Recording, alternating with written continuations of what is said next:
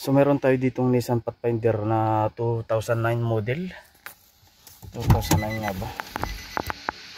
2009 model Pathfinder. So magpapalit tayo ng fuel pump.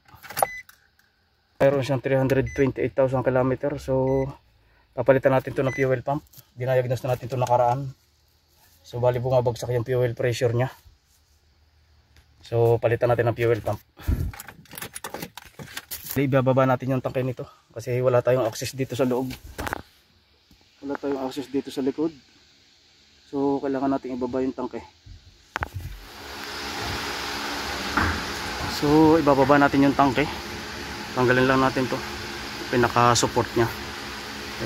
Dalawang bolt dito. Yan itong isa. Yung isang bolt dito. Tanggalin natin itong mga hose. Tsaka itong fittings.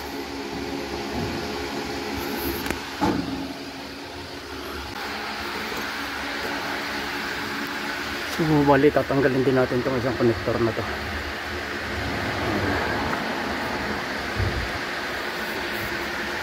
Hirap lang kasi mag video kaya tanggalin natin. So natanggal na natin tong isang connector sa tubo.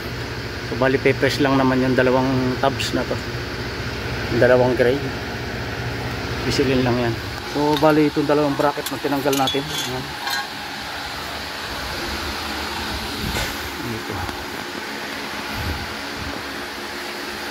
Saka dito.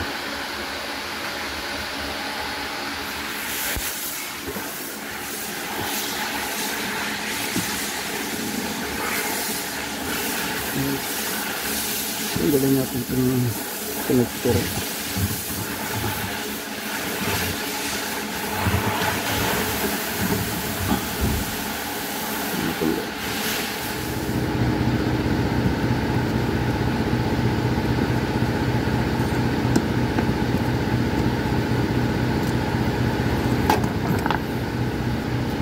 May bababa na natin yung tangke.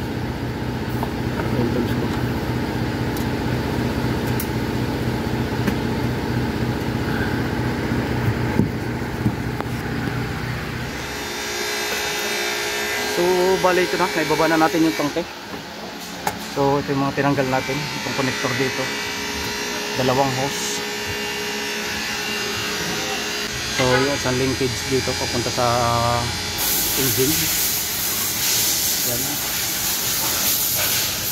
Then itong isang electrical connector. So palitan natin itong fuel pump. So wala siyang access dito sa ilalim. Kailangan mo talaga siyang ibaba. So tanggalin natin itong dalawang to. Then tanggalin natin itong lock.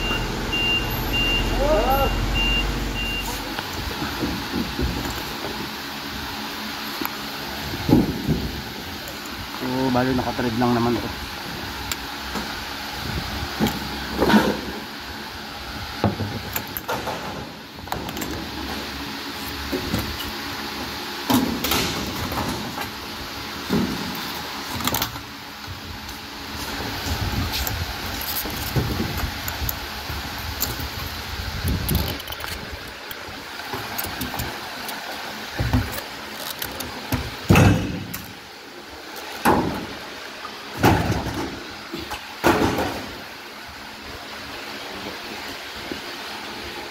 So bali ito na yung ating bagong fuel.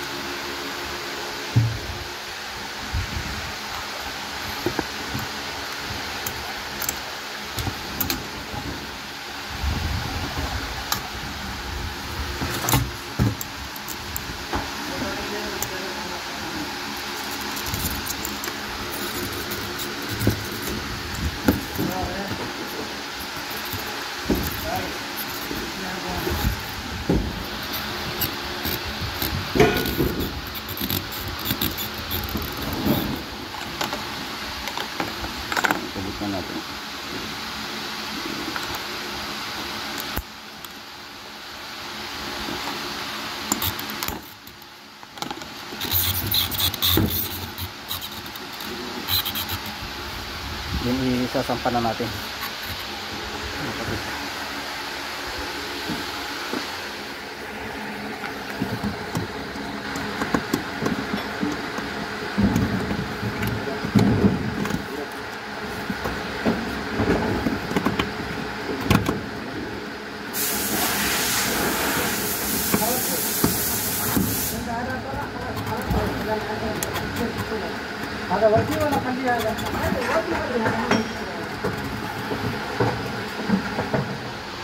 So all goods na tayo lahat. Ibalik na natin yung tangke. Kabitan natin yung dalawang support, yung dalawang bracket nya, support bracket. So nakabit na rin natin yung mga connection. Yan, kabit na natin yan. Saka yung mga hose, kabit na natin dalawa. Saka ito. So start natin, then road test. So bali all goods na tayo. Naisampan na natin yung tangke. Kabit na natin lahat yung mga parts ng tinanggal natin. So start natin. Switch on, off.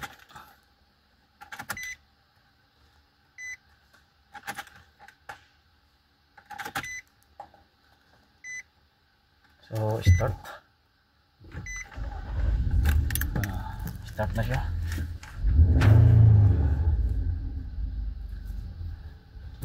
So hindi na siya nabibilaukan. So road test na lang natin.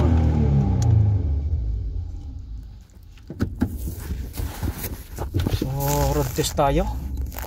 Check natin kung hindi na siya mabibilaukan. Kasi dati kapag hinahataw natin to, hina-accelerate, nabibilaukan siya. Saka biglang namamatay.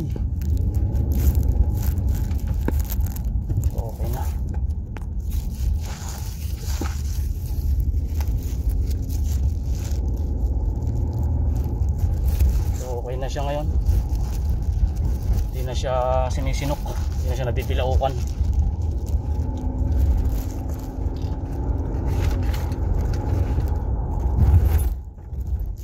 Okay na. Dati kapag hinataw mo siyang ganun, wala na, sinisinok siya, nabibilaukan.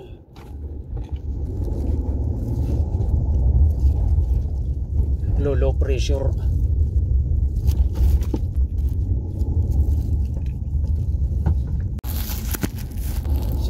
Okay na, hindi na siya nabibilaukan.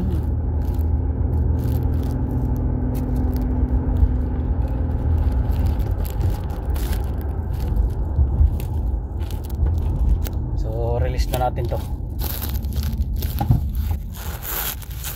Okay na siya.